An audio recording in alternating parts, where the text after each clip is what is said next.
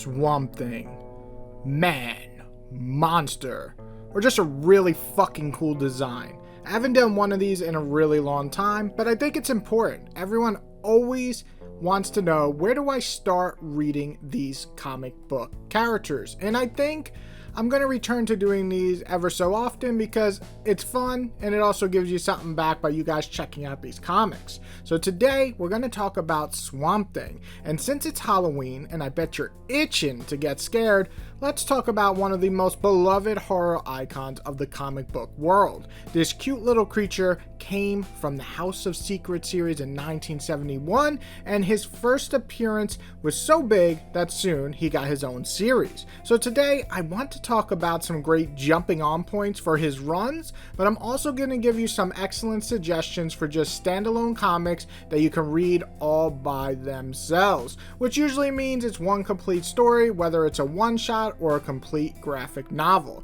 So without any further ado, let's get into the runs first.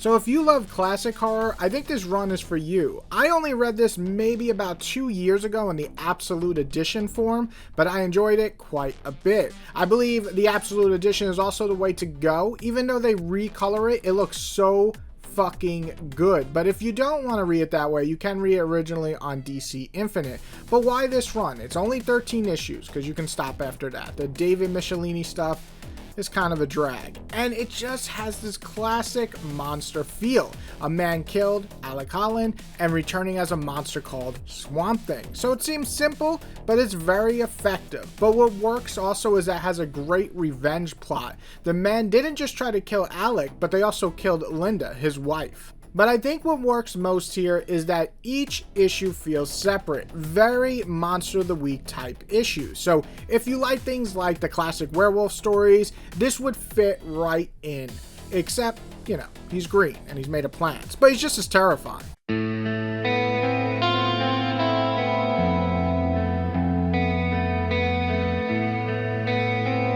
Next one I want to talk about is the Saga of the Swamp Thing by Alan Moore and Dan Day, and we're going to start with issue 20. Now why 20? Because the first 9 issues aren't written by Alan Moore, and while I enjoyed it enough, it's definitely not great. Alan Moore took over the title, and let me just tell you, this is a very different take on Swampy, at least up until this point. If you're looking for a lot more mature, darker tone style book, then this one is for you. Swamp Thing's origins get completely revamped from the ground up. On a stunning turn, we learn that Swamp Thing might not be what he seemed all along, which makes you just question what someone is and what they are just based on memory or soul. I think it's great and it has a lot of thought-provoking questions. But that's just the start of the run. The entire run really just focuses on Swamp Thing and Abby, a loving relationship, and as weird as it sounds, and I promise you it is weird, that a human would love a gigantic talking plant,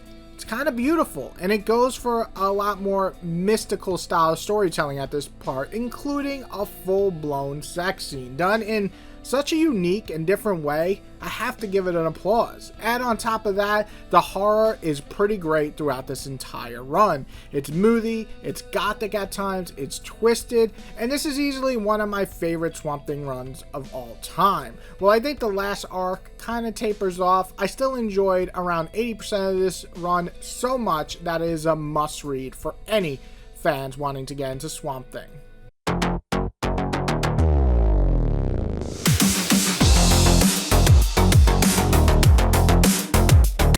And my last recommendation is Swamp Thing by Charles Soule and Kano. Now, it's kind of difficult because this is halfway through the new 52 run, and I usually like starting with issues 1, but I really wanted to pick a different vibe for the characters. So we already had that classic monster feel first, and then I gave you a dark and mystical one, but let's go for a kind of a funny, still mystical at times, still dark, but sci-fi feel. This run begins during the new 52 run at issue 19. Now, a lot might suggest reading Snyder's run first, and while it was enjoyable, I actually think Charles' run is more fun. It just has this sense of adventure, and to me, it's a tad easier just to jump right in because Snyder is a lot of exposition building up that character. Now, the only thing that might stop it from being a jump on point is you might want to read up who Swamp Thing is before you jump in here and what the green and red are, since the war is happening during this run.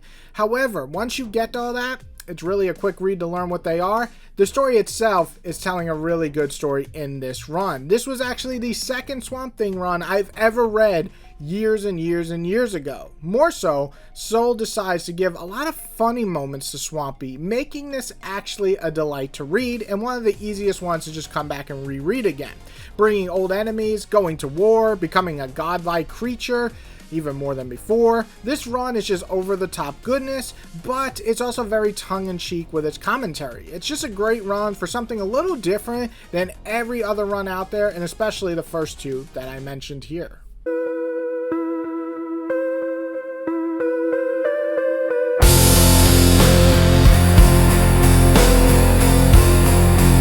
Now that we're done with the runs, let's talk about two standalone titles I want to suggest. First, Swamp Thing, the Winter Special.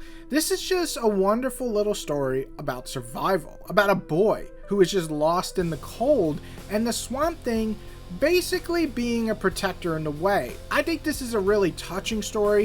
It has amazing art, it has a really good story, and it also showcases what Swamp Thing is. In my opinion, the best stories of Swamp Thing is that he's a guardian to the greater good, basically. And this is easily one of my favorite one-shots in recent memory, and definitely worth reading for any Swamp Thing fan out there. And another one that you could just pick up is Poison Ivy / Swamp Thing Feral Trees.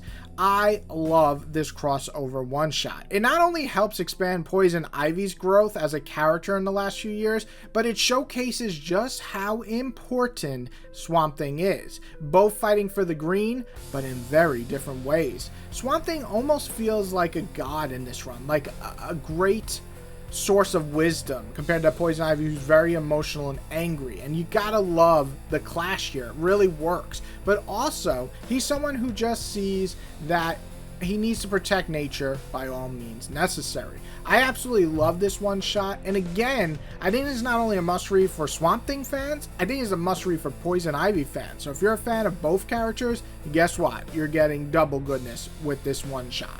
And that sums up where to start Swamp Thing. Now, there's so many areas you can start Swamp Thing. He has had a lot of good runs, a lot of runs where you can jump in between the runs. So like Alan Moore's is issue 20 and Charles Soule is issue 19 in those respected runs, and you can still jump in and not really need to know too much prior. I mean, if you want to read up a little just to get the history based on these characters, sure, that does help. I'm not going to deny that. But honestly, like I said, Charles Soule's run is the second Swamp Thing run I ever read in my life, back all the way in like 2013 or 14. And guess what? I understood everything. I got right into it, and I absolutely loved it.